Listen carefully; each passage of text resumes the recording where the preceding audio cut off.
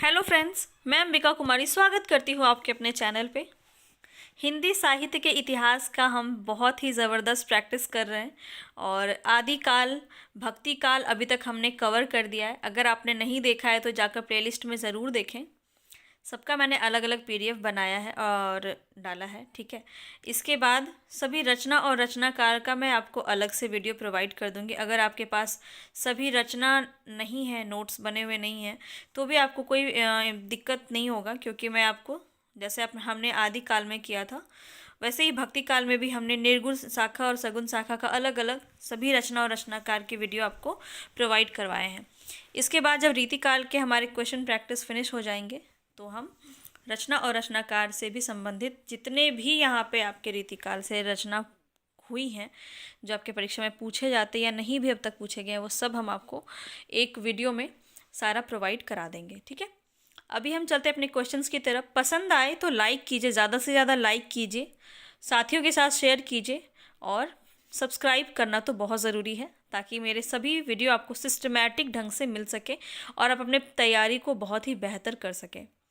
हिंदी साहित्य का अगर आपके प्रश्न एग्ज़ाम में आते हैं तो आपको परेशान होने की ज़रूरत नहीं है, क्योंकि आप यहाँ पे मेरे साथ जुड़ के अपनी सभी प्रैक्टिस कर सकते हैं। हम हिंदी व्याकरण पे भी हमने वीडियो बनाए हैं और आप जाके वहाँ भी देख सकते हैं। हिंदी व्याकरण में टॉपिक वाइज जो है जितने भी एमसीक्यू हैं, प्रीवियस क्वेश्चंस हैं, सारे एग्ज़ाम में आए हुए सब कुछ हम वहाँ पे आपको डिस्कस कर रहे हैं। उसकी एक अलग प्लेलिस्ट बनी हुई है, वहाँ पे आप जाके देख सकते हैं। हमने वर्णमाला कवर कर दिया है, हमने पूरा अलंकार हमने लगभग 100 प्रश्न वहाँ पे किए हुए हैं, वो भी आप जाके देख सकते हैं। और वहाँ पे हमने चिन्ह विराम चिन्ह हमने किया है। इसके बाद देखा जाए तो वर्तनी शुद्धि पर हम बात कर रहे हैं अभी, ठीक है।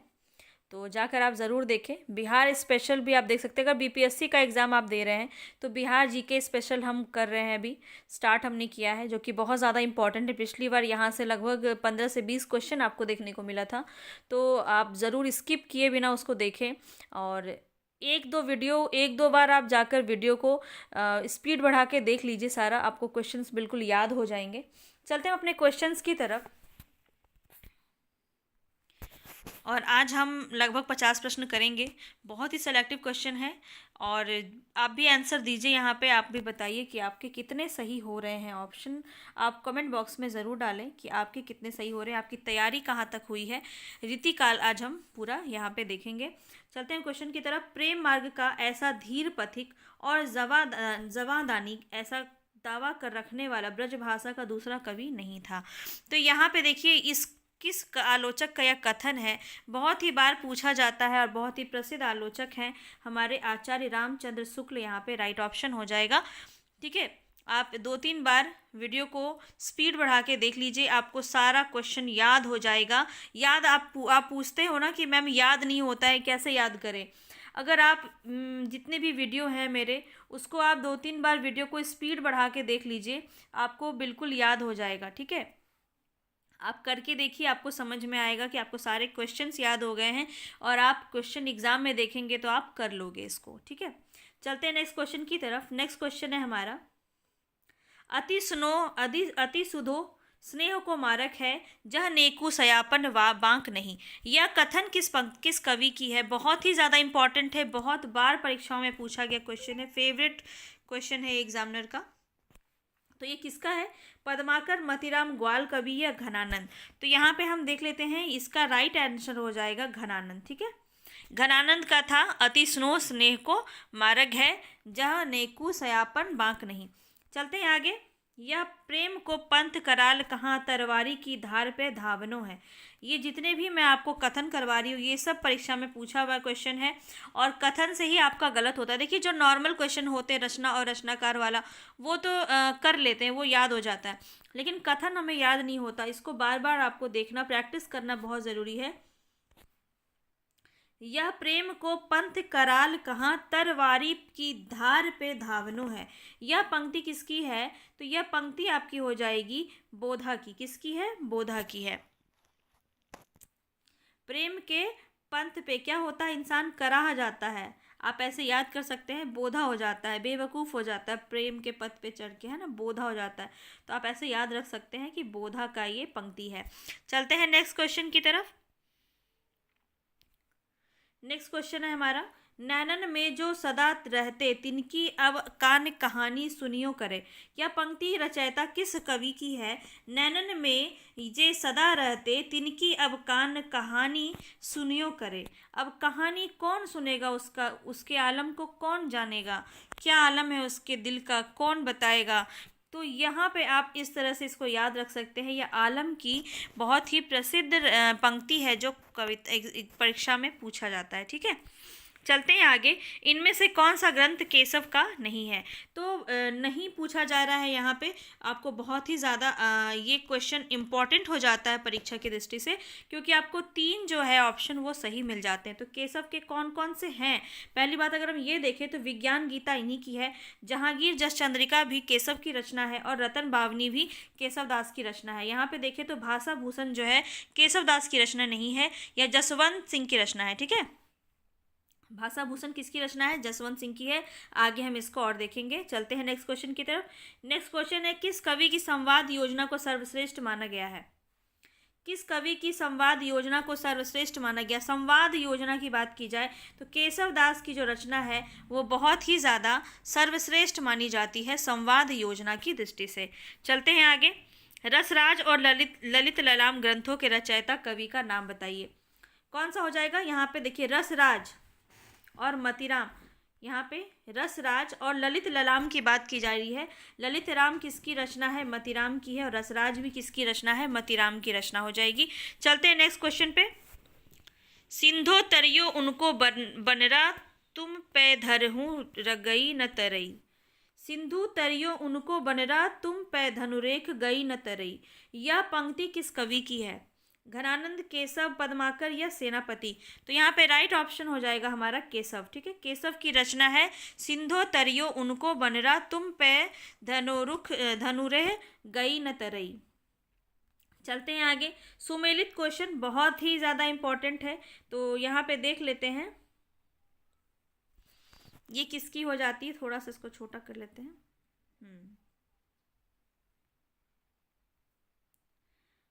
अब आप देख सकते हैं, यहाँ पे देख लीजिए, यह ललित लाल केंधोर लसत दिग्भामिनी के भाल को, यह किसकी पंक्ति है?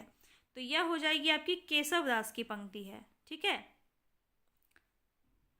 ये वाला ललित लाल केंधो लसत, केंधो से केस याद रख लीजिए, कंघी, कंधों से केंधो लिखा हुआ है ना, तो यहाँ से आप ऐसे याद रख सकते हैं। केशव यहाँ पे राइट है। और रावरे रूप की रीति अनूप, रावरे रूप की रीति अनूप, नयो नयो लागत जो जो निहारियो। तो रूप निहारते हैं कौन? घनानंद। किसका? तो इनकी एक प्रेमिका थी जिनका नाम था सुजान। ठीक है, तो आप इससे याद रख सकते हैं घनानंद। या अनुरागी चित्त की गति समझे नहीं कोई, यह जो है बिहारी जी की बहुत ही प्रसिद्ध रचना है, बहुत ही प्रसिद्ध पंक्ति है। नैनन नाचाए कहीं मुस्काए, लला फिर आइयो खेलन होरी। तो लला जो है कृष्ण जी कैसे खेलने आएंगे होरी? पद से चलकर, पद माकर यहाँ पे राइट ऑप्शन हो जाएगा। तो इस तरह से आप याद रख सकते हैं, पंक्ति को किसी भी तरह से रिलेट करके आप क्वेश्चन लगा सकते हैं यहाँ पे। तो यहाँ पे राइट ऑप्शन हो जाएगा। अगर हम देखें तो मैंने आपको इसको डिकोड करके बता दिया है, तो कोई दिक्कत यहाँ पे आपको नहीं होगी। ऑप्शन नंबर बी यहाँ पे राइट ऑप्शन है। नेक्स्ट हम देख लेते हैं। नेक्स्ट है, ऊंचे घोर मंदिर के अंदर रहन बारी ऊंचे घोर मंदिर के अंदर रहती है। देखिए यहाँ पे 2 बार इसको क्या किया गया है, 2 बार रिपीट है। ऊंचे घोर मंदिर के अंदर रहन बारी ऊंचे घोर मंदिर के अंदर रहती है। तो यह पंक्ति किसकी है? तो यह बहुत ही प्रसिद्ध पंक्ति है जो कि भूषण की है यहाँ पे। ठीक है, भूषण की पंक्ति है। इसमें अगर अलंकार पूछा जाए तो कौन सा अलंकार हो जाएगा? तो अनुप्रास अलंकार हो जाएगा। और अनुप्रास में भी यह कौन सा अनुप्रास अलंकार हो जाएगा? अगर आपने मेरे अलंकार के वीडियो देखे होंगे तो आप बिल्कुल इसका आंसर आप बता पाएंगे। जाकर ज़रूर देखें और इसका मुझे राइट ऑप्शन आप कमेंट बॉक्स में ज़रूर दें कि इसमें कौन सा अनुप्रास अलंकार हो जाएगा। इतना तो मैंने आपको बता दिया कि अनुप्रास अलंकार है, इसमें कौन सा अनुप्रास अलंकार है ये आप मुझे राइट ऑप्शन देंगे और कमेंट बॉक्स में। चलते हैं आगे।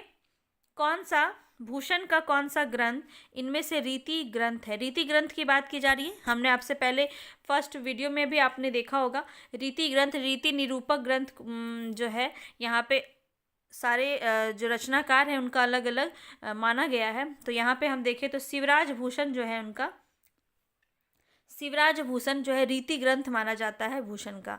चलते हैं आगे। आगे देख लेते हैं, किस कवि की पालकी में बुंदेलखंड के एक शासक ने अपना कंधा लगाया था?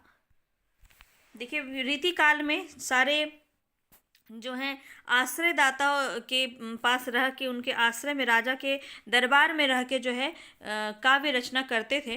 तो यहाँ पे बोला जा रहा है कि ऐसे कौन से जो कवि थे उनके राजा ने उनको कंधा दिया था। तो बुंदेलखंड के, ये भी देखिए 2-3 क्वेश्चन यहाँ से बन जा रहा है आपका। तो यहाँ पे भूषण जो थे, भूषण को कंधा दिया था बुंदेलखंड के राजा ने। ठीक है, चलते हैं आगे। शिवराज भूषण के अलंकारों की संख्या कितनी है? तो शिवराज भूषण के अलंकारों की संख्या कितनी है? 105 हो जाएगी यहाँ पे राइट ऑप्शन। बतरस लालच लाल की मुरली धरी लुकाए, सोह करे भौन हंसे, देन कहे नटी जाए। तो यह जो है यहाँ पे किसकी रचना है ये? तो यहाँ पे आपका रस से संबंधित क्वेश्चन पूछा जा रहा है कि यह जो पंक्ति है यह किस रस की है? भक्ति रस, श्रृंगार रस, करुण रस या हास्य रस? तो ये तो देखते ही आपको समझ में आ रहा है कि कृष्ण और राधा का यहाँ पे उनके बारे में बात की जा रही है कि ये किसकी हो जाएगी? श्रृंगार रस यहाँ पे राइट ऑप्शन हो जाएगा। और ये किसकी रचना है? देखिए इसकी रचना पंक्ति भी पूछ ली जाती है ये वाला, तो ये बिहारी दास की पंक्ति है। चलते हैं आगे। भाषा की समाज शक्ति और कल्पना की समाहार शक्ति का सर्वाधिक उपयोग इनमें से किस कवि ने किया है?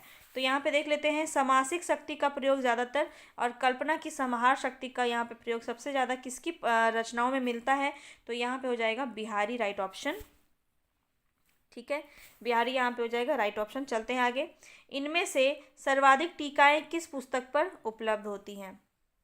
तो यहाँ पे देख लीजिए टीका लिखा जाता है, कोई भी जो रचना है उसके ऊपर टीकाएँ लिखी जाती है।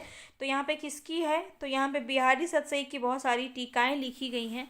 अगर मैं आपको कुछ 2-4 टीकाओं के बारे में बताऊं तो हरि प्रकाश टीका एक है, हरि प्रकाश टीका, और एक लल्लू लाल जी की टीका है लाल चंद्रिका। ठीक है, सरदार कवि की टीका है, सूरती मिश्र की टीका है। तो इस तरह से बहुत सारे टीका इन्होंने लिखा है, बहुत सारे अनुवाद इनके इस रचना के ऊपर किए गए हैं। जैसे श्रृंगार सप्तशती रचना एक की गई है, बहुत ही प्रसिद्ध है ये, जो आपका पंडित परमानंद ने किया है। पंडित अंबिका दत्त व्यास ने भी बिहारी के दोहों का भाव पल्लवन रोला छंद में किया है। बहुत ही इंपॉर्टेंट बात मैं आपको ये बता रही हूँ जो आप नोट कर सकते हैं। चलते हैं आगे। नहीं पराग नहीं मधुर मधु, नहीं विकास यही काल। देखिए ये जो है बहुत ही फेमस पंक्ति है, जो बिहारी दास ने अपने राजा जयसिंह के दरबार में, ये दरबारी कवि थे, और राजा जयसिंह को इन्होंने पत्र लिखा था जिसमें इन्होंने लिखा था कि नहीं पराग नहीं मधुर मधु, नहीं विकास यही काल, अली कली ही सो बध्यो फिर आगे कौन हवाल। तो ये पूरी एक पंक्ति है, बहुत ही प्रसिद्ध पंक्ति है बिहारी दास की। ठीक है, चलते हैं आगे।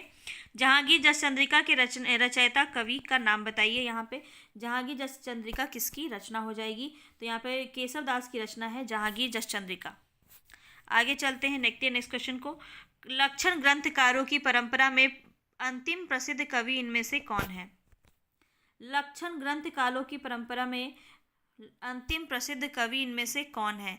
तो यहाँ पे कौन हो जाएंगे? पद्माकर यहाँ पे राइट ऑप्शन हो जाएगा। पद्माकर जो है लक्षण ग्रंथकार की परंपरा में सबसे अंतिम कवि माने जाते हैं पद्माकर। इश्कलता के रचनाकार कौन है? इश्कलता के रचनाकार कौन है? बोधा, आलम, ठाकुर या घनानंद? तो यहाँ पे राइट ऑप्शन हो जाएगा बोधा। ठीक है, बोधा यहाँ पे राइट ऑप्शन हो जाएगा। और ये किस रीति काव्य में किस भेद के अंदर आते हैं? तो रीति मुक्त के अंदर आते हैं। ठीक है, रीति मुक्त कवि के अंदर आते हैं बोधा। 4 आते हैं हमारे, बहुत ही इंपॉर्टेंट है, यहाँ से क्वेश्चन आपका पूछा जाता है। बोधा, आलम, ठाकुर और घनानंद, ये 4 जो है आपके रीति मुक्त कवि के अंदर आते हैं। चलते नेक्स्ट क्वेश्चन पे। तुलसी गंग दुओ भये सुकविन के सरदार, यह पंक्ति किसकी है? तुलसी गंग दुओ भये सुकविन के सरदार, यह जो पंक्ति है हमारी किसकी है? ठाकुर की पंक्ति है, ध्यान रखेंगे। चलते हैं आगे। पद्माकृत पद्माकर कृत पद्माभरण का वर्ण विषय क्या है? देखिए यहाँ पे पूछा जा रहा है कि पद्माभरण जो है ये किस प्रकार की इनकी कृति है, उसमें किस प्रकार का वर्णन किया गया है। तो यहाँ पे राइट ऑप्शन हो जाएगा अलंकार निरूपण, अलंकारवादी का रचना जो है वो पद्माभरण है। इसमें अलंकार के बारे में बात की गई है। चलते हैं आगे। रीतिमुक्त धारा में इन्होंने किसे प्रमुखता मिली है? रीतिमुक्त धारा में इनमें से किसे प्रमुखता मिली है? तो देख लीजिए, रीति मुक्त की बात की जा रही है। तो रीति मुक्त कवि जो थे वो बहुत ही स्वच्छंदवादी थे और उन्होंने श्रृंगार रस पर खूब भर भर के चर्चा उन्होंने की है। तो यहाँ पे हम देखें तो राइट ऑप्शन हो जाएगा श्रृंगार रस चित्रण। ठीक है, तो रीति निरूपण आपका रीतिबद्ध कवि में देखने को मिलता है। भक्ति भावना तो लगभग रीतिबद्ध में मिलता ही है, और अलग से आपका रीति सिद्ध में भी बिहारी ने भी बहुत सारे भक्ति भाव से पूर्ण भी बहुत सारे दोहे का यहाँ पे किया है। राज प्रशस्ति भी यहाँ पे नहीं होगा, ये रीतिकाल बद्ध में आता है। वो ऐसी कोई बाध्यता नहीं है। लेकिन अगर हम देखें तो श्रृंगार रस जो है ज़्यादा से ज़्यादा चित्रण रीति मुक्त धारा के कवियों ने किया है, जिसके प्रमुख कवि अगर पूछा जाए तो ठाकुर, बोधा, आलम और घनानंद हमारे राइट हो जाएंगे। चलते हैं आगे। रीतिकाल के किस कवि ने श्रृंगार, वीर और भक्ति रस की रचनाएं लिखी हैं? तो यहाँ पे पूछा जा रहा है कि श्रृंगार, वीर और भक्ति ये तीनों ही रस किसने लिखा है? तो यहाँ पे राइट ऑप्शन हो जाएगा हमारा पद्माकर। पद्माकर ने सभी प्रकार की रचनाएं की हैं। चलते हैं आगे। भाषा भूषण के रचयिता कौन है? इससे पहले भी हमने अभी डिस्कस किया है। तो कौन हो जाएंगे? भूषण देव, कुलपति मिश्र या जसवंत सिंह? तो यहाँ जसवंत सिंह राइट ऑप्शन हो जाएगा। भाषा भूषण के रचयिता कौन हो जाएंगे? जसवंत सिंह। आगे चलते हैं। इनमें से कौन सा कवि रीति मुक्त धारा का नहीं है?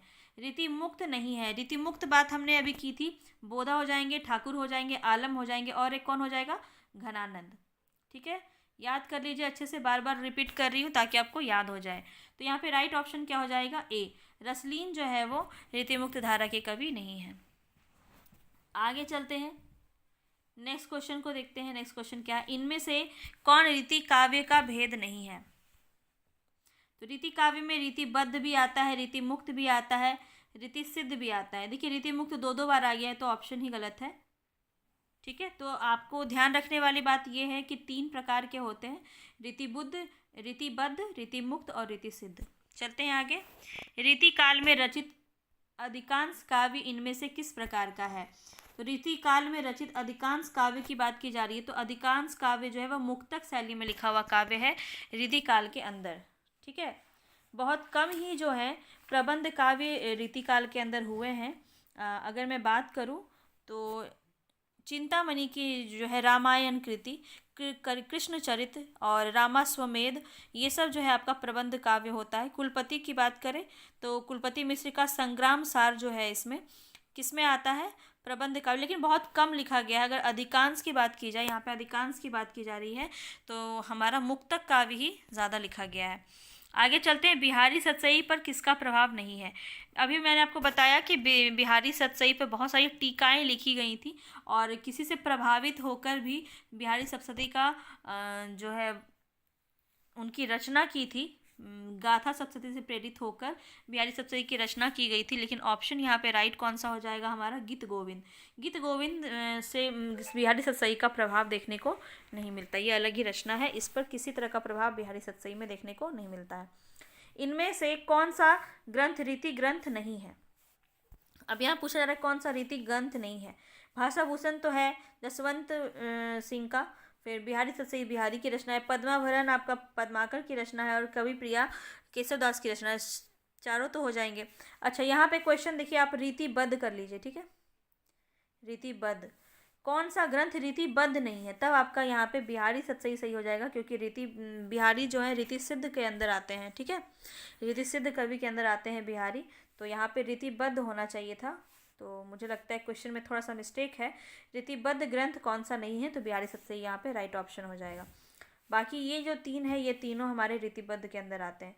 रीतिबद्ध कवियों की तुलना में घनानंद का श्रृंगार वर्णन अधिक आकर्षक है, क्योंकि अब देखिए यहाँ पे क्या बात की जा रही है कि रीतिबद्ध कवियों की तुलना में घनानंद का श्रृंगार वर्णन अधिक आकर्षक है। क्यों है? वही बात यहाँ पे पूछा जा रहा है, क्योंकि वो स्वानुभूत है, स्वच्छंद है। यहाँ पर किसी भी प्रकार से छंदों का या किसी भी प्रकार का कोई बाध्यता यहाँ पे नहीं है और बहुत ही स्वच्छंद रूप मूल भाव के साथ इन्होंने वर्णन किया है, इसीलिए ये आकर्षक प्रतीत होता है। चलते हैं आगे। इनमें से कौन सा रीतिबद्ध कवि नहीं है? रीतिबद्ध की बात की जा रही है तो देखिए पद्माकर आपका किसी भी श्रेणी में नहीं आते। रीतिकाल के सर्वश्रेष्ठ कवियों में इनका नाम लिया जाता है, जो कि हमारे अंतिम रीतिकाल के जो ग्रंथ लिखे जा रहे थे उसमें पद्माकर आते हैं। बहुत ही अंतिम में इन्होंने रचनाएं की हैं पद्माकर ने, लेकिन यहाँ पे रीतिबद्ध के अंदर पद्माकर को नहीं रखा गया है, इसलिए यहाँ पे राइट ऑप्शन हमारा पद्माकर हो जाएगा। रीतिकाल की परंपरा में अंतिम श्रृंगारी कवि शुक्ल जी किसे मानते हैं? अंतिम श्रृंगारी कवि की बात की जा रही है तो यहाँ पे राइट ऑप्शन हो जाएगा द्विजदेव। ठीक है, अगर पूछा जाए कि रीतिकाल के अंतिम कवि कौन है, तब यहाँ पे राइट ऑप्शन आपका ग्वाल हो जाएगा। ग्वाल कवि को अंतिम रीतिकाल का अंतिम कवि माना जाता है, लेकिन यहाँ पे क्वेश्चन पूछा जा रहा है रीतिकाल की परंपरा में श्रृंगारी कवि शुक्ल जी ने किसे माना है, तो द्विजदेव यहाँ पे राइट ऑप्शन होगा। आगे चलते हैं। जगद्विनोद के रचयिता कवि कौन है? जगद्विनोद के रचयिता कवि कौन हो जाएंगे? पद्माकर, यहाँ पे राइट ऑप्शन हो जाएगा। ठीक है, आगे बढ़ते हैं। नेक्स्ट क्वेश्चन है हमारा सुमेलित क्वेश्चन है। यहाँ पे जन्म काल से संबंधित क्वेश्चन है। देख लेते हैं यहाँ पे किसका जन्म कब हुआ है। तो केशव दास की बात की जाए तो 1555 ईस्वी में इनका जन्म माना जाता है, और बिहारी दास का 1603 में। मतीराम की बात की जाए तो 1617 में, और भूषण का 1613 ईस्वी। यहाँ पे राइट ऑप्शन हो जाएगा, ऑप्शन नंबर ए यहाँ पे राइट हो जाएगा। चलते हैं आगे। मतीराम की रचना कौन सी नहीं है? तो 3 ऐसी रचना है जो मतीराम की है, तो ये बहुत ज़्यादा इंपॉर्टेंट हो जाता है इस दृष्टि से देखा जाए तो। ललित ललाम जो है मतीराम की रचना है, रसराज भी मतीराम की रचना है, और अलंकार पंचासिका भी इन्हीं की रचना है। तो यहाँ पे राइट ऑप्शन हो जाएगा छंदमाल। छंदमाल जो है मतीराम की रचना नहीं है। आगे चलते हैं। चंद्र बदनी मृग लोचनी बाबा कही कही जाए, यह पंक्ति किस कवि की है? तो ये बहुत ही इंपॉर्टेंट पंक्ति यहाँ पे आपसे पूछी जा रही है। चंद्र बदनी मृग लोचनी बाबा कही कही जाए, यह जो है रचना किसकी है? तो केशव दास की यह पंक्ति मानी जाती है। चलते हैं नेक्स्ट क्वेश्चन की तरफ। नेक्स्ट क्वेश्चन देख लेते हैं। देखिए यहाँ पे बिहारी कौन सा किस राज्य में हुआ, किसने किस राज्य में आश्रय की लिया था? तो मैं आपको नाम यहीं से बता देती हूँ क्योंकि ये 2 पेज में अलग अलग है। बिहारी दास की बात की जाए तो जय सिंह। ठीक है, जय सिंह हो जाएंगे। और अगर बात की जाए देव की, तो देव के कौन हो जाएंगे? देव के विलास क्या नाम था उनका? भवानी सिंह। हाँ, भवानी सिंह यहाँ पे हो जाएगा देव। देव के इसके दरबारी कवि थे भवानी सिंह के। और बिहारी की बात की जाए तो जय सिंह। ठीक है, और बाकी 2 जो हैं यहीं पे मैं बता देती हूँ। प्रताप शाही के दरबारी कवि कौन थे? प्रताप शाही के कौन हो जाएंगे यहाँ पे?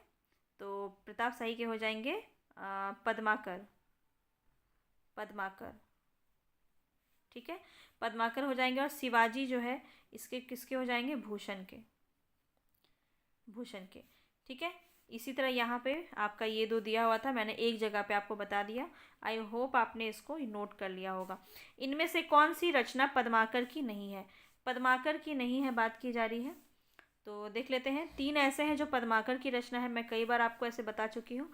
तो पद्माभरण जो है पद्माकर की रचना है, जगद्विनोद भी पद्माकर की रचना है, और गंगा लहरी भी पद्माकर की रचना है। यहाँ पे देखा जाए तो ललित ललाम रचना पद्माकर की नहीं है। यह किसकी रचना है? तो मतीराम की रचना है। ठीक है, ये मतीराम की रचना है। आगे चलते हैं। नेक्स्ट क्वेश्चन है हमारा, देव ने किस नए संचारी भाव की उद्भावना की? तो देव ने किस संचारी भाव की उद्भावना की? छल यहाँ पे राइट ऑप्शन हो जाएगा। बिना देर किए हम ज़्यादा से ज़्यादा क्वेश्चन करने की ओर ध्यान दे रहे हैं यहाँ पे, ताकि बहुत ही ज़्यादा अच्छे से आपकी प्रैक्टिस यहाँ पे हो जाए। एक क्वेश्चन ये बहुत ज़्यादा इम्पॉर्टेंट है, पीजीटी और टीजीटी दोनों ही में आया हुआ क्वेश्चन है। अभिधा उत्तम काव्य है मध्य लक्षणाहीन, यह पंक्ति बहुत ही प्रसिद्ध पंक्ति है, और यह किसकी है? तो बिहारी, ग्वाल, देव या गोप? तो यहाँ पे राइट ऑप्शन हो जाएगा देव। देव की पंक्ति है, अभिधा उत्तम काव्य है मध्य लक्षणाहीन। शब्द शक्ति के बारे में इन्होंने यह पंक्ति कही है। आगे चलते हैं। नेक्स्ट क्वेश्चन है हमारा, हरिणी के नैनानु ते हरिणी के ये नैन, इसमें कौन सा अलंकार है? तो हरिणी और हरिणी है तो यमक तो होगा। यमक देखिए आपका तीनों में दिया हुआ है। और प्रतीप हो जाएगा यहाँ पे, क्योंकि यहाँ पे देख लीजिए श्लेष नहीं है। कोई भी एक शब्द का 2 से 3 अर्थ यहाँ पे देखने को नहीं मिल रहा है। व्यतिरेक नहीं है, क्योंकि यहाँ पे किसी भी तरह के लोकोक्ति की बात नहीं की गई, किसी तरह के व्याख्यान की बात नहीं की गई है। तो यहाँ पे राइट ऑप्शन हो जाएगा हमारा ऑप्शन नंबर बी। अलंकार का अगर आपने मेरा वीडियो नहीं देखा है तो जाकर ज़रूर देखें, क्योंकि अलंकार में आपको बहुत ही अच्छे से कॉन्सेप्ट को क्लियर किया गया है। हर एक अलंकार को वहाँ पे बताया गया है। चलते हैं नेक्स्ट क्वेश्चन की तरफ। इनमें से कौन बिहारी सतसई का टीका नहीं है? बिहारी सतसई का टीका कौन नहीं है? देखिए, लाल चंद्रिका टीका है, लल्लू लाल की है। बिहारी रत्नाकर भी इनकी टीका है। ये किसने किया है? जगन्नाथ दास रत्नाकर ने। हरिप्रकाश ने हरिप्रकाश टीका लिखा है। ये जो यहाँ पे राइट ऑप्शन हो जाएगा सुबोधार्थ बोधनी, यह जो है बिहारी सतसई का टीका नहीं है। चलते हैं आगे।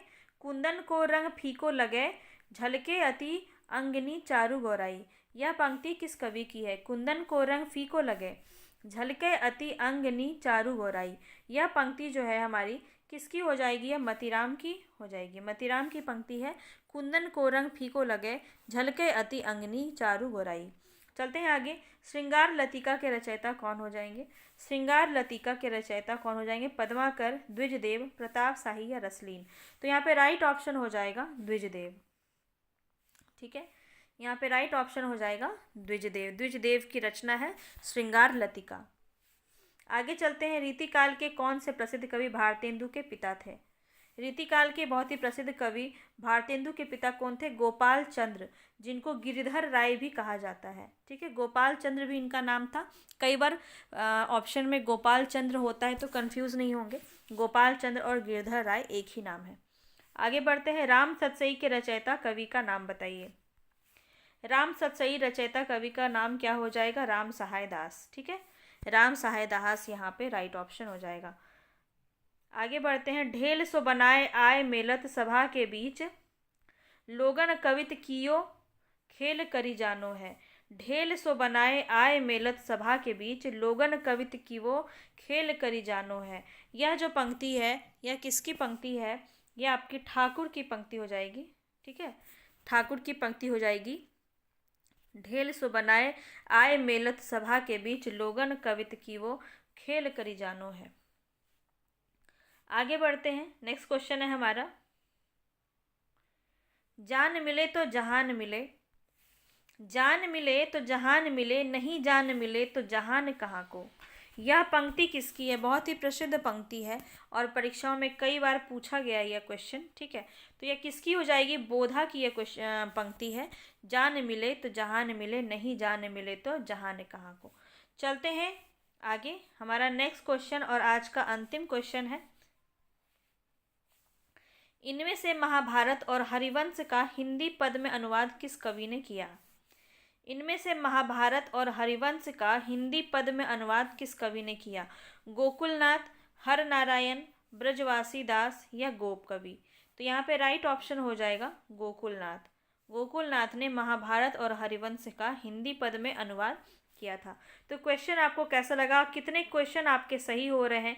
क्या आपके परीक्षा तैयारी का लेवल है? ज़रूर बताएं, ऑप्शन कमेंट बॉक्स में ज़रूर बताएं। और पसंद आए तो लाइक कीजिए, साथियों के साथ शेयर कीजिए, चैनल को ज़्यादा से ज़्यादा सब्सक्राइब कीजिए। मिलते हैं नेक्स्ट वीडियो में, तब तक के लिए धन्यवाद।